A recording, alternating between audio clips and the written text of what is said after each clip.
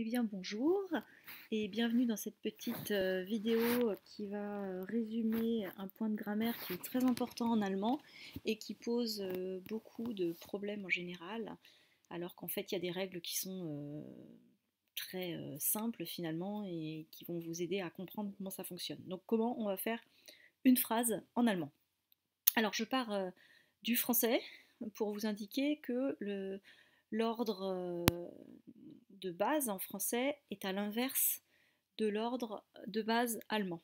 Donc quand on dit aller à la piscine, les Allemands, eux, vont dire à la piscine, aller. C'est-à-dire qu'ils vont mettre le verbe à l'infinitif à la fin et les compléments, donc de lieu, de temps, tout ce que vous voulez, vont se placer à sa gauche.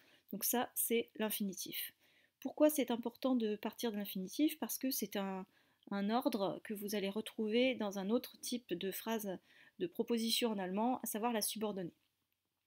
Vous allez donc partir de la droite vers la gauche.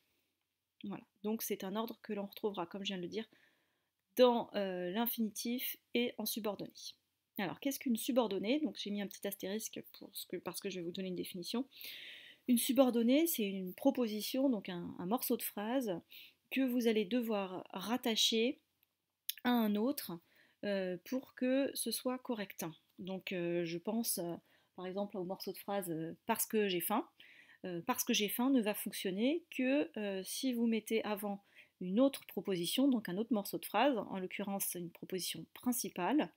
Par exemple, je vais à la cantine. Voilà, je vais à la cantine parce que j'ai faim. Donc parce que j'ai faim n'est correct que si vous le rattachez à quelque chose. J'utilise volontairement des termes de grammaire un peu classiques, donc proposition, par exemple, principale, etc., parce que c'est en général ceux que vous connaissez le mieux. Alors, je vous donne un exemple. Ici, ich merke, dass das Paar sich sehr oft streitet. Donc, ich merke, ça veut dire je remarque que le couple se dispute très souvent. Donc, j'ai mis en rouge ici le verbe qui est à la fin, donc à la dernière place. Pourquoi? Parce qu'on est en subordonné. Et qu'est-ce qui nous indique que c'est une subordonnée? C'est le das, qui veut dire que. Le das est toujours précédé d'une virgule. La virgule ne se met pas après, mais bien avant. Voilà. Donc ça, ce petit mot, ce petit das, ça s'appelle un mot qui va faire une subordonnée, donc un mot subordonnant. On appelle ça une conjonction de subordination. Donc la conjonction, c'est ce qui va faire la jonction, c'est-à-dire le lien entre la principale et la subordonnée. Donc c'est pour ça, conjonction, ce qui fait la jonction, le lien entre la principale ici et la subordonnée. Voilà. Les conjonctions de subordination sont assez nombreuses et en fait vous en connaissez en général beaucoup. Donc vous avez das qui veut dire que, weil parce que, wenn qui veut dire quand ou si, obwohl bien que, während alors que ou tandis que, nachdem après que, da étant donné que, comme, als lorsque, bevor avant que, damit pour que, zu veut également dire pour le but, mais sera suivi d'un infinitif, donc afin de. Dans tous ces cas-là, donc vous aurez le verbe à la dernière place. Quand vous partez comme ça de l'infinitif ou d'une subordonnée, comment allez-vous faire pour faire une phrase un peu lambda, une phrase simple, donc une phrase déclarative, qui quand même est un cas de figure qu'on rencontre beaucoup en allemand. Alors la déclarative, qu'est-ce que c'est, ce que je viens d'expliquer? C'est une phrase simple. Je vais à la piscine, voilà, je mange des frites, etc.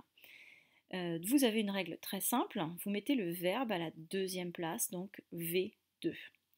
Das Paar, sujet, streitet, deuxième place, sich oft. Quand je dis à la deuxième place, ce n'est pas en nombre de mots, mais bien en termes de groupe. Donc das Paar, c'est le sujet, streitet, le verbe. Ensuite, la première place peut être occupée par différents éléments. Donc, dans l'exemple que nous venons de voir, nous avions le sujet à la première place. Donc je l'ai mis ici. Mais ce n'est pas obligatoire, vous pouvez avoir autre chose. Un adverbe, donc un de ces mots qui ne change pas de forme. Donc un invariable, deshalb, gestern, hier, morgen, demain, normalerweise, normalement. Donc ça peut être un adverbe de temps, de lieu, tout un tas de choses. Vous pouvez également avoir tout un groupe, donc ça peut être un complément circonstanciel de manière, de lieu, etc. Donc mit meinem Freund, avec mon ami, 3 Uhr, à 3 heures, mais aussi un complément de lieu, enfin voilà, vous avez vraiment des différentes possibilités. Vous pouvez avoir également toute une subordonnée qui occupe la première place, ou comme je disais, le sujet. C'est pas exhaustif, hein, vous avez d'autres cas de figure. Alors je prends un exemple. Morgen gehe ich mit meinen Freunden 3 Uhr ins Schwimmbad. J'ai oublié le point. Donc demain, je vais avec mes amis à 3 heures à la piscine.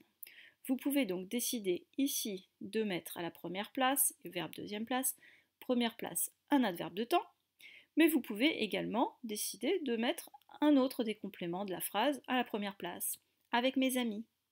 Et le verbe sera toujours à la deuxième place. Et ça, c'est vraiment la chose à retenir, c'est que en gros, vous mettez ce que vous voulez à la première place. Ce qui est important, c'est que le verbe suive, soit à la deuxième place. Vous voyez, j'ai mis 3 Uhr gehe ich morgen mit meinen Freunden ins Schwimmbad. Et voilà, vous pouvez mettre un tas de choses. Alors, des fois, ça va avoir une influence sur ce que vous mettez, ce sur quoi vous mettez l'accent. Donc, par exemple, si je mets ins Schwimmbad à la première place, ça va avoir pour effet de souligner que c'est le lieu, c'est bien ce lieu-là dont vous parlez. Donc c'est bien à la piscine que je vais demain avec mes amis à 3 heures. Voilà. Globalement, pour un effet neutre, hein, vous mettez un complément de temps, un complément de manière, tout fonctionne. Mais ce ne sera jamais faux de toute façon de mettre aussi le complément de lieu. Hein. Voilà. Ou aussi, comme je vous le disais, hein, vous pouvez mettre le sujet. Donc ich gehe ins Schwimmbad, wenn die Sonne scheint.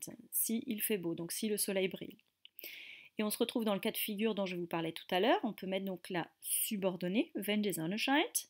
Donc tout ça, c'est la subordonnée. On le remarque, vous avez le mot subordonnant, donc la conjonction de subordination, le sujet, le verbe qui est à la dernière place. Et quand on parle de dernière place, on parle de dernière place dans la proposition. Donc là, il est à la dernière place dans la subordonnée. Toute cette subordonnée occupe une place, et donc ici, à la deuxième, j'ai mon verbe, donc le verbe de la proposition principale. Gehe ich ins Schwimmbad.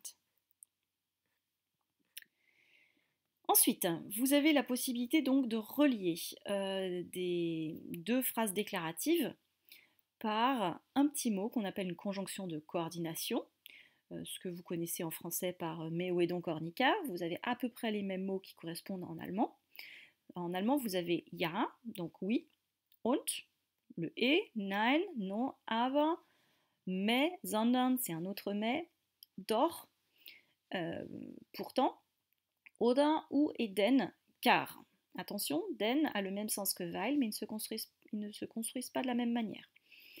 Donc ensuite, vous mettez un élément qui occupe la première place et le verbe sera à la deuxième place. Donc comment ça fonctionne?